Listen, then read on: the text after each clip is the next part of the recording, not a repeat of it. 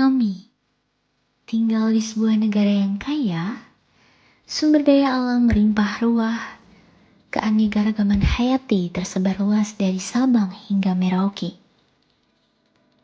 Kami tinggal di sebuah negara yang begitu elok dan permai. Negeri hijau yang merajalela, menghampar, menghijau, dan merata khas Nusantara.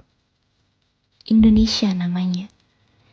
Negara tropis dengan curah hujan yang tinggi dan sinar matahari yang bersinar sepanjang tahun. Indonesia namanya, negara yang airnya melimpah sejauh mata memandang, bersimbiosis mutualisme dengan alam hijaunya. Indonesia, negeri agrarisku. Bidang pertanian yang hidup berdampingan dengan manusia menandakan bahwa manusia membutuhkan makan. Nasi yang menjadi makanan pokok bangsa Indonesia itu sendiri dihasilkan dari padi yang ditanam oleh petani dan diubah menjadi beras. Kebutuhan beras di Indonesia meningkat setiap tahunnya seiring dengan bertambahnya jumlah penduduk. Jumlah penduduk di Indonesia mencapai 278,69 juta jiwa pada tahun 2023. Kenaikan jumlah penduduk dan kebutuhan pangan harus diimbangi dengan peningkatan produksi beras. Perluasan lahan pertanian dan produktivitasnya juga perlu diperhatikan. Peningkatan ini juga bertujuan untuk mengurangi angka impor beras. Sebab, menurut Aryani 2021, melalui jurnalnya, produksi beras di Indonesia masih jauh dari kata cukup. Impor beras terus dilakukan untuk pemenuhan kebutuhan nasi. Bahkan, Indonesia mengimpor sebesar 10,8 juta ton beras dari 3 negara di tahun 2022. Food and Agriculture Organization atau FAO mengatakan tren produksi beras global meningkat dalam 10 tahun terakhir hingga tahun 2022. Angka produksinya menembus 520,8 juta ton pada tahun 2021 hingga 2022. Namun, peningkatan ini tidak berlangsung lama, sebab produksi beras global menurun pada tahun 2023 hingga 400.000 ton. Beberapa negara di dunia dapat meningkatkan produksinya. Sebagian besar justru mengalami penurunan, salah satunya di negara Indonesia. Mengapa hal tersebut dapat terjadi? Turunnya produksi beras yang menyebabkan impor secara terus-menerus disebabkan oleh banyak hal. Adanya serangan hama menyebabkan kerugian bagi para petani dan berdampak negatif pada ketersediaan beras di pasar domestik. Kerugiannya mencapai 200.000 hingga 300.000 ton per tahunnya. Hama yang seringkali mengganggu produktivitas, terutama komoditas padi, adalah hama tikus. Kerugian yang disebabkan oleh serangan hama tikus mencapai 15 hingga 20% setiap tahunnya. Pengendalian hama tikus hingga saat ini masih berpusat pada cara manual dan mekanik. Padahal, cara ini dinilai kurang tepat karena tidak berkelanjutan. Cara manual dan mekanik yang masih diterapkan tidak efisien karena membutuhkan tenaga kerja yang banyak, biaya yang tinggi, dan bersifat temporer. Cara-cara tersebut bukanlah solusi yang tepat, mengingat saat ini teknologi berkembang pesat di banyak negara-negara dengan produksi beras yang tinggi. Pengendalian hama harus berorientasi pada tujuan yang efisien, ekonomis, dan berkelanjutan. Perlu adanya perubahan pada cara yang lebih modern dan memberikan nilai keuntungan lebih dengan melihat potensi-potensi yang ada. Sebab, banyak petani padi yang mengeluhkan adanya hama tikus ini. Salah satunya, petani padi organik di Desa Dentungan, Kecamatan Mojogedang, Kabupaten Karanganyar. Perkenalkan, nama saya Khalid Robani sebagai petani, jadi katakan petani muda yang ada di Desa Yentungan. Itu ada beberapa kendala termasuk hama yang menyerang di wilayah Yentungan di sini, terutama hama tikus. Itu sangat berpengaruh di hasil panennya nanti. Kita pernah mengalami serangan tikus yang paling luar biasa itu 2020 sampai 2021. populasinya itu meledak, dan di situ pada kemarau agak panjang itu menjadi gagal panen. Ada beberapa hal yang menyebabkan populasi tikus itu sendiri bisa berkembang pesat, dan salah satunya itu minimnya predator yang memakan tikus itu sendiri. Jadi bisa dikatakan rantai makanan sudah rusak seperti, jadi menjadi tikus itu berkembangnya lebih pesat. Harapan saya ke depannya ada anak-anak muda ataupun dari pihak manapun untuk mencarikan jalan keluar ataupun solusi teknologi ataupun yang lainnya terkait tentang penanganan hama tikus itu. Entah nanti bisa kolaborasi dengan teknologi ataupun apa untuk mencegah hama tikus itu tersendiri. Peran dari berbagai pihak diantaranya seperti petani, pemerintah, menteri pertanian, mahasiswa, dan lain sebagainya telah berupaya untuk mencari berbagai solusi yang dapat ditawarkan dan diciptakan. Sebab, keresahan adanya hama tikus bukan hanya dirasakan oleh petani padi saja, tetapi juga dirasakan oleh pedagang beras yang mengeluhkan terkait menurunnya stok beras dari petani.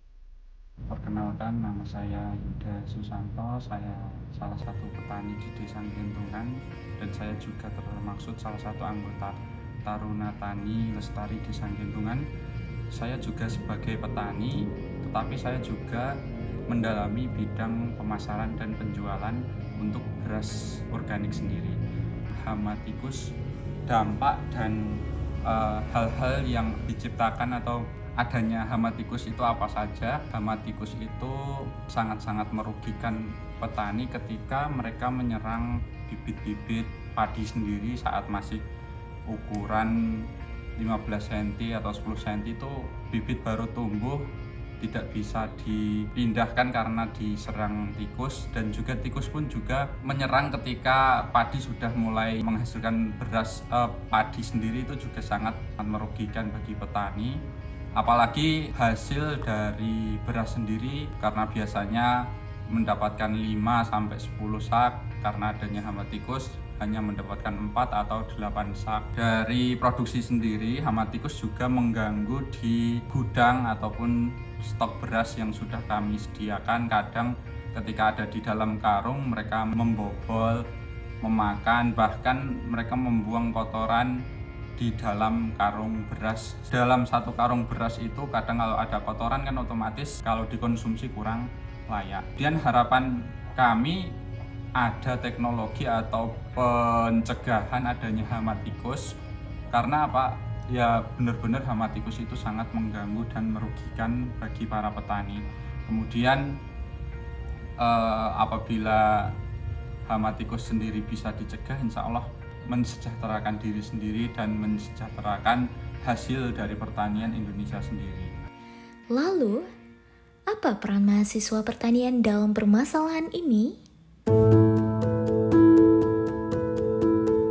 Kami sebagai mahasiswa sadar akan pentingnya menjadi agen perubahan untuk Indonesia, sehingga kami berupaya mencari cara sebaik mungkin dalam mengatasi permasalahan yang merugikan ini.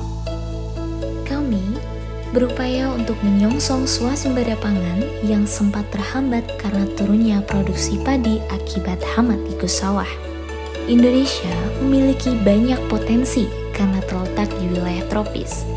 Potensi ini menguntungkan bagi Indonesia sebab mendapatkan sinar matahari yang melimpah sehingga mempercepat proses fotosintesis pada tanaman.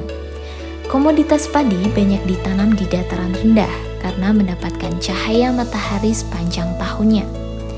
Kelebihan energi cahaya matahari antara lain diperoleh secara gratis, selalu tersedia dan ramah lingkungan karena tidak menghasilkan emisi. Di Indonesia, terdapat 10 provinsi yang bisa dikembangkan produksinya dalam tujuan meningkatkan swasembada pangan nasional. Dan kami, sebagai mahasiswa Universitas 11 Maret, menemukannya.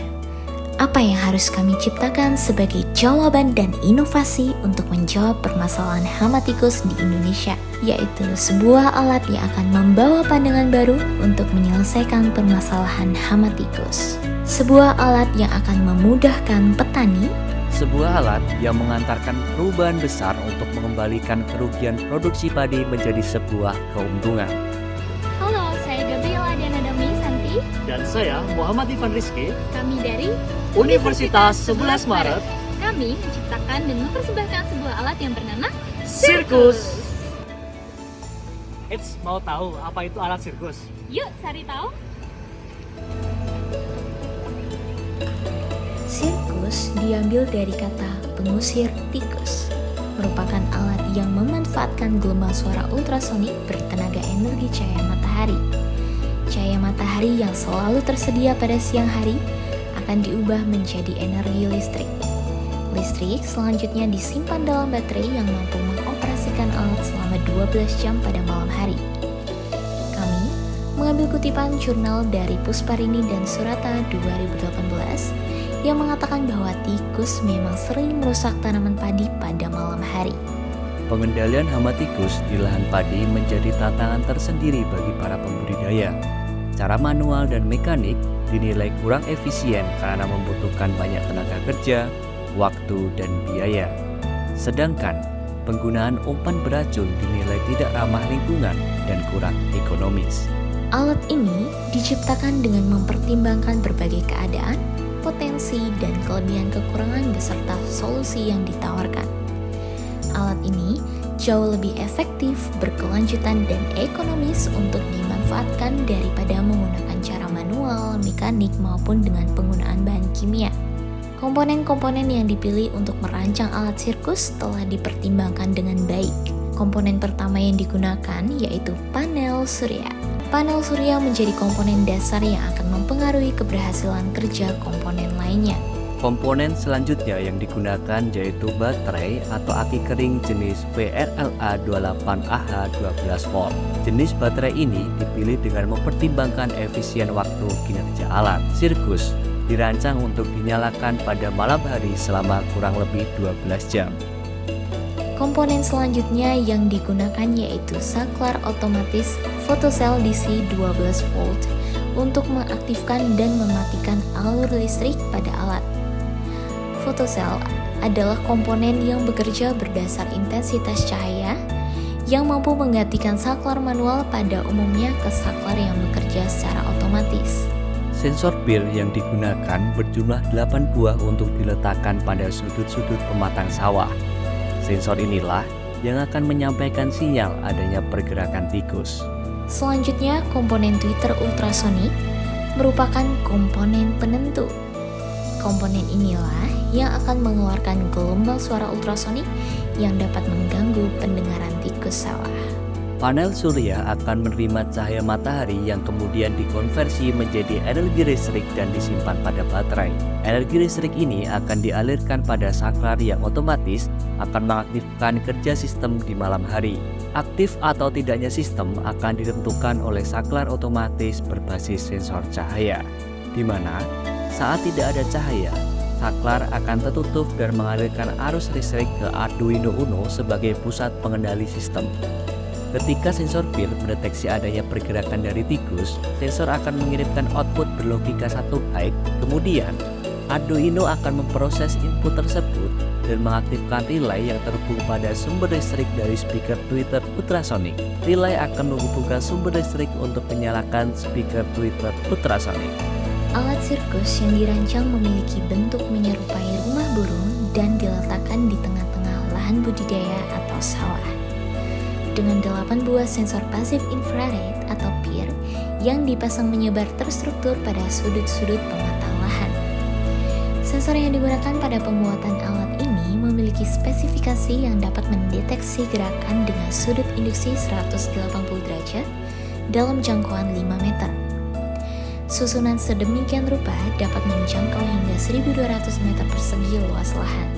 Pada saat pengoperasian alat, mungkin akan terdapat permasalahan yang muncul, seperti komponen yang rusak atau tidak berfungsi, dan kurangnya suplai energi listrik dari panel surya akibat keterbatasan sinar matahari. Selain itu, juga terdapat kelemahan dari alat ini, yaitu fungsi kerja alat ini yang terbatas pada pengusiran hama tikus sawah dan bukan membasminya. Beberapa solusi yang dapat dilakukan yaitu melakukan pengecekan komponen alat pada saat pembelian atau menerima komponen yang dibeli, melakukan pengujian alat agar sistem dapat berjalan sesuai yang diinginkan, menggunakan baterai atau aki yang lebih besar sehingga saat sinar matahari melimpah, energi listrik dapat tersimpan lebih banyak. Selain itu, juga sebagai cadangan energi listrik ketika intensitas sinar matahari kecil. Biaya yang digunakan dalam pembuatan alat ini jauh lebih ekonomis daripada harus membeli racun tikus maupun alat-alat mekanik pengusiran setiap bulan atau tahunnya. Biaya yang digunakan dalam pembuatan alat ini memang terlihat cukup besar. Namun, apabila dibandingkan dengan penggunaan pestisida kimia atau racun tikus dalam jangka waktu 10 tahun dengan luasan 1.200 meter persegi, alat ini jauh lebih menguntungkan dan ekonomis sebagai teknologi berkelanjutan. Perhitungan ini sudah termasuk dalam pertimbangan perawatan dan penggantian komponen alat dalam kurun waktu 10 tahun. Itu tadi adalah penjelasan dari alat sirkus kami. So, what are you waiting for? Let's develop and expand the use of this circus tool together. Sekian dari kami, Gabriela Diana Damisanti dan Muhammad Ivan Rizky. See you on final!